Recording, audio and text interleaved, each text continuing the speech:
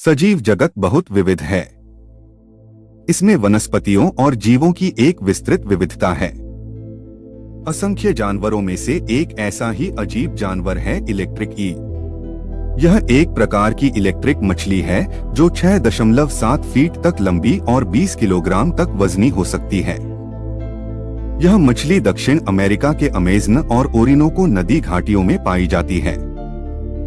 इसका वैज्ञानिक नाम इलेक्ट्रोफोरस इलेक्ट्रिकस है। मछली का यह नाम इसलिए रखा गया है क्योंकि यह अपने शरीर से बड़ी मात्रा में बिजली पैदा कर सकती है। और आज के वीडियो में हम इस अजीब जानवर के बारे में कुछ जानकारी बताने की कोशिश करेंगे। इतालवी भौतिक विज्ञानी एलेसेंड्रो वोल्टा ने 1800 में पहली बैटरी का आविष्कार किया था। यहाँ तक कि आज के बैटरी शोधकर्ताओं ने सुधार के लिए विचार प्राप्त करने के लिए इन बिजली पैदा करने वाले जानवरों के साथ प्रयोग किया। वोल्टेयर की बैटरी से पहले लोग स्थैतिक बिजली का उत्पादन करने के लिए विभिन्न सामग्रियों को एक साथ रगड़ते थे। आमतौर पर कांच पर रेशम रगड़ते थे, लेकिन उस समय इसका उपयोग करने का कोई तरीका नहीं था। वोल्टा को पता था कि इलेक्ट्रिक मछली में आंतरिक अंग होते हैं जो विशेष रूप से बिजली पैदा करने में सक्षम होते हैं। उन्होंने तर्क दिया, यदि अंग के कार्य की नकल की जा सकती है तो वह बिजली उत्पन्न करने का एक नया तरीका ढूंढ सकते हैं। ईल का विद्युत अंग मूल रूप से कोशिकाओं का एक लंबा ढेर है जो सिक्कों के रोल जैसा दिखता है। बिजली उत्पन्न करने के लिए वोल्टा विभिन्न धातु सामग्रियों की शीटों से सिक्कों जैसे भागों को काटता है। उन्हें अलग अलग क्रम में जमा करके उन्होंने धातुओं के ऐसे संयोजन खोजने की कोशिश की जो बिजली पैदा कर सकें। अंततः वह तांबे की डिस्क को जिंक के साथ जोड़कर बिजली उत्पन्न करने में सक्षम हो गया। उन्होंने जस्ता तांबा जोड़ी के बीच खारे पानी में भिगोई हुई एक पेपर डिस्क रखकर बिजली उत्पन्न की। वोल्टा ने सोचा कि उसने यह रहस्य खोल लिया है कि ईलें बिजली कैसे पैदा करती हैं। प्रारंभ में उन्होंने इस आविष्कार को कृत्रिम विद्युत अंग कहा, लेकिन वास्तव में वह ईल के रहस्य को समझ नहीं सका। हालांकि बैटरी बनाने के लिए उपयोग की जाने वाली पहली सामग्री तांबा और जस्ता थी, बाद में उन्नत बैटरी बनाने के लिए लिथियम का उपयोग किया जाने लगा। आज की बैटरियां वैज्ञानिक वोल्टा द्वारा आविष्कार की गई बैटरियों से कहीं अधिक उन्नत हैं, लेकिन वे उनकी मूल तकनीक का पालन करके बनाई गई हैं।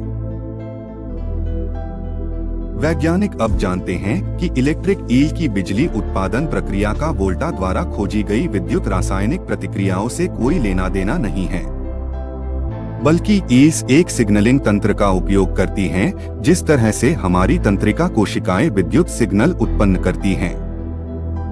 ईल का विद्युत अंग एक अर्धपारगम्य झिल्ली या पर्दे से ढका होता है।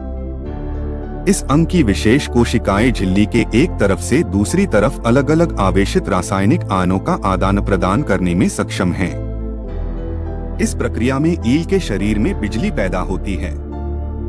अंग्रेजी में इसे ईल या मंकी फिश से जोड़ा जाता है, लेकिन वास्तव में यह मछली नाइफ फिश प्रजाति की है और मैगुरो मछली की तरह दिखती है।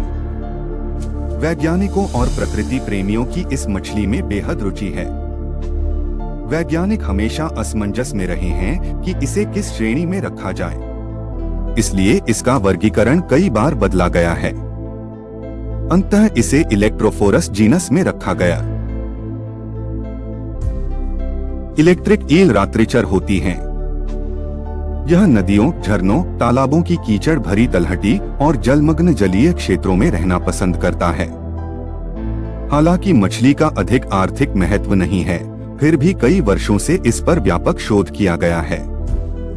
चूंकि बेबी ईल में विद्युत क्षमता कम होती है, अमेज़न क्षेत्र के मूल निवासी भोजन के रूप में छोटी ईल खाते हैं। हालांकि मृत्यु के बाद शरीर द्वारा 8 घंटे तक बिजली उत्पन्न करने की क्षमता के कारण ईल को भोजन के रूप में हतोत्साहित किया जाता है। वे हवा से 80% ऑक्सीजन लेते हैं। हालांकि उनके पास गलफड़े हैं, फिर भी वे ऑक्सीजन के लिए मुख्य रूप से मुंह पर निर्भर रहते हैं। जब तक अत्यंत आवश्यक न हो, वे पानी से ऑक्सीजन अवशोषित करने के लिए अपने गलफड़ों का उपयोग नहीं करते हैं। गंदे पानी में रहने के बावजूद इलेक्ट्रिक ईल की नजर तेज नहीं होती। लेकिन वे उत्पन्न विद्युत क्षेत्र का उपयोग रडार की तरह कर सकते हैं। इसीलिए शिकार करने के लिए जानवर को सबसे पहले बिजली का झटका दिया जाता है। गंदे पानी में वे लगातार 10 वोल्ट चार्ज करके उभयचर, मछली और पक्षियों का पता लगाते हैं। ईल का सिर सकारात्मक सिरे के रूप में और पूंछ नकारात्मक सिरे के रूप में कार्य करती है। इसलिए अधिक बिजली पैदा करने के लिए मछलियां ऐसा करती हैं। एक पूर्ण विकसित इलेक्ट्रिक ईल केवल 2 मिलीसेकंड में 600 वोल्ट बिजली उत्पन्न कर सकती है, जो हमारे घरेलू विद्युत प्रणालियों में उपलब्ध वोल्ट से कई गुना अधिक है। वे थोड़ी मात्रा में भी बिजली उत्पन्न करने के लिए सैकड़ों से हजारों मांसपेशी कोशिकाओं का उपयोग करते हैं। इलेक्ट्रिक ईल अपने द्वारा उत्पन्न बिजली से मगरमच्छों को भी पंगु बना सकती है। इसके अलावा वे लगातार बिजली के झटके से एक पूर्ण विकसित व्यक्ति को भी मार सकते हैं। हालांकि इस पर अभी भी शोध जारी है कि क्या ईल को खुद बिजली के झटके लगते हैं।